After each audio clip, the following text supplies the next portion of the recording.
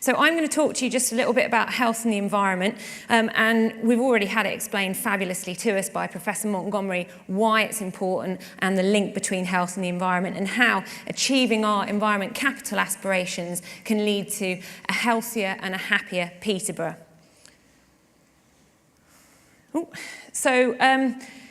Why is it important? Well, in Peterborough, we're facing a number of key health issues. Obesity is a big problem. We're more inactive than the average person in the UK. And we have poor diets in terms of getting enough of our fruit and veg.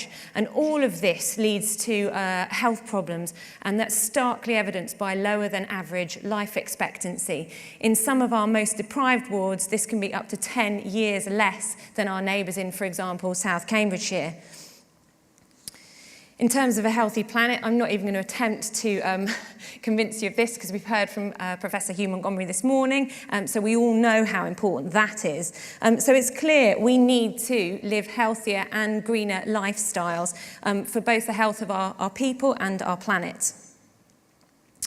So I'm going to tell you a lot about the good news about what we've already done and the good news about the opportunities that there are for you guys to all take some more action to become healthier and in people and planet. So first of all, I just wanted to talk about one of the green space projects that's going on in Peterborough. There are a wide variety of them. We're really lucky in this city. We've already heard from Sophie about a couple this morning. So I wanted to talk to you about the Forest of Peterborough. The vision for the forest is to create a mosaic of habitats across the city and to plant a tree for every person in Peterborough. That's 170,000. So why are trees good for the health and for our health and for the environment? Well, in terms of the environmental benefits, trees are really important for biodiversity. An oak tree can support up to 500 species. And of course, trees are a really important carbon store. We saw this morning that deforestation is the main cause of climate change, so we shouldn't underestimate the ability of the humble tree to help us combat it. In terms of the health benefit, research shows that patients who have a view of a tree recover quicker and more effectively. And that really demonstrates the benefit that trees can have for our physical and mental well-being. And by creating a city forest, we're making accessible places for people to exercise and relax.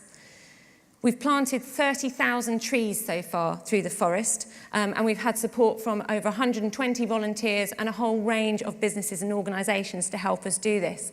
It's really, really easy to get involved with the Forest of Peterborough, so I'd urge you to do so. If you've got land, we'd love to come and plant trees on it. If you've got Wellington boots and just a little bit of energy, you can come and help us plant some trees. And if you would like to donate, you can help support planting more trees in the forest.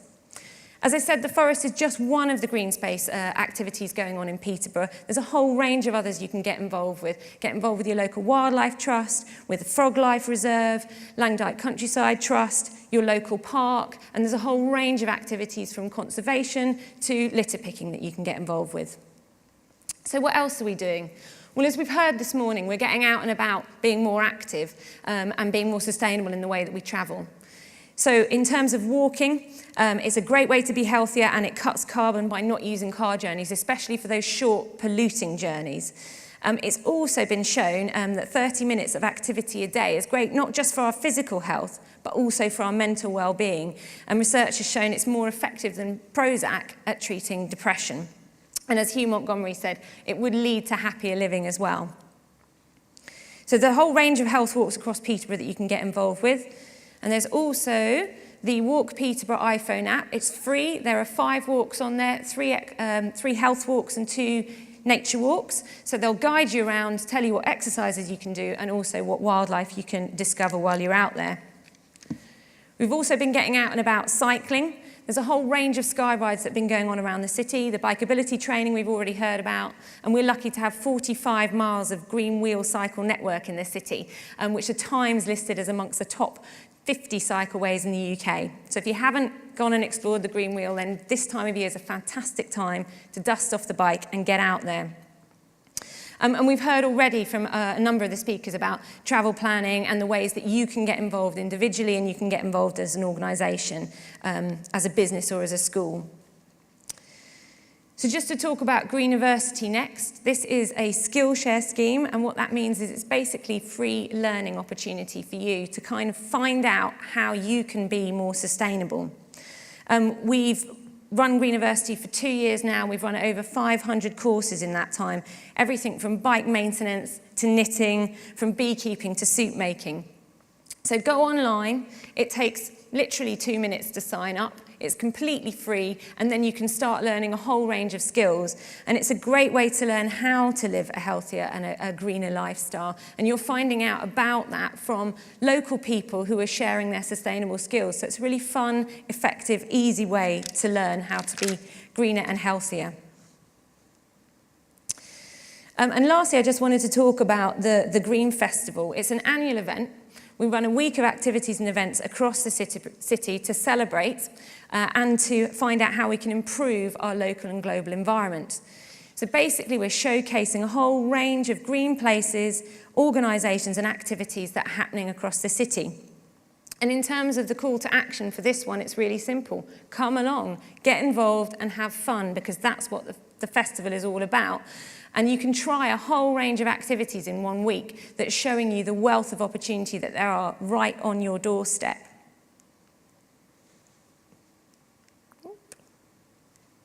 Oh, here we go.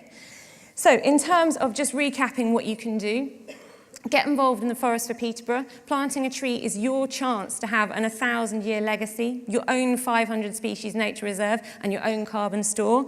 Get involved in the other green space opportunities that are going on around the city with the Wildlife Trust, Frog Life, Countryside Trust, Green Backyard, and everyone else who's doing great things around the city.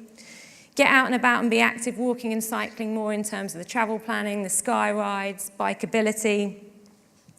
And learn how to be more sustainable for free with the Greenversity. If you're a business or a school, you can also offer a venue, and you can consider running a course as well.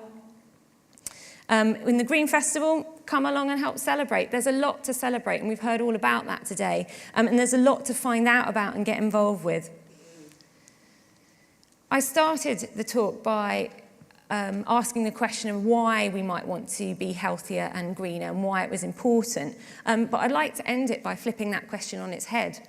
Why wouldn't we want to do this? We've heard today about some of the compelling reasons why it's important. We've also heard, and I hope been inspired by, some of the benefits that we can get from taking action to live healthier and greener lifestyles. We've seen the massive benefits for our health, our well-being and our economy that we can have. And I think sometimes all of us find the idea of change hard, but despite this, humans have demonstrated our ability to adapt and achieve great things, often in mind-bogglingly short timescales. So that's why I think we should view sustainable development as an amazing opportunity for a better future, and one that's totally within our grasp and entirely achievable if we want to do it. And just thinking about the slide that Phil showed us earlier with the Dogsthorpe landfill site nearly full, I sort of see that and, you know, like all of you, think, well, what do we do next? But again, talking about Kim and the Investors in the Environment, she ran Zero Waste Week again this year. We had over 19 businesses take part, and the reductions in waste that you can achieve through that have been absolutely phenomenal. So just that one example of a little bit of thought and effort shows the sort of impact that we can have. And in terms of waste and everything else, I suppose Richard Astle's pledge to get angry, I'd say don't get mad, get even. Go zero waste, Richard. So I think we've heard today about a whole range of ways to get involved in the Environment Capital, and it's all about taking action. So if you weren't one of the people with your hands up at the beginning, then please do commit to taking action and be part of that journey to a sustainable future that Peterborough is leading the way on. And just remember that every journey starts with a single step, and imagine what we together can do as a city. Thank you very much.